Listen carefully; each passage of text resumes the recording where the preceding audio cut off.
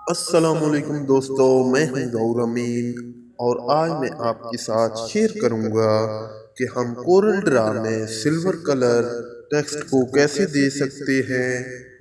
अगर ये आप जानना चाहते हैं तो चलिए शुरू करते हैं। सबसे पहले टेक्स्ट को सिलेक्ट करें, इसके बाद कीबोर्ड से F11 प्रेस करें।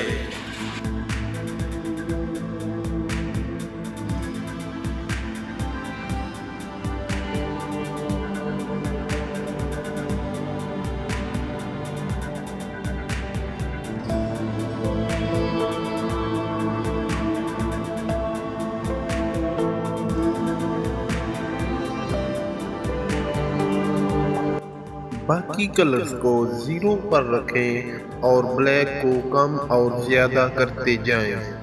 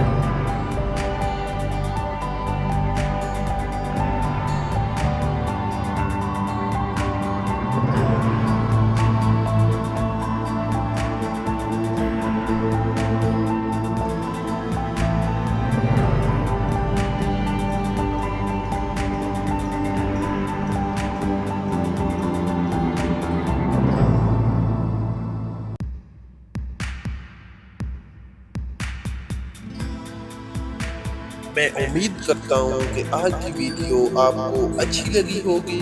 मज़ीद ऐसे वीडियोस के लिए इस चैनल को सब्सक्राइब करें और साथ दी गई घंटी के बटन को लाजमी दबा दें ताकि हमारी वीडियोस आप तक पहुँच सकें।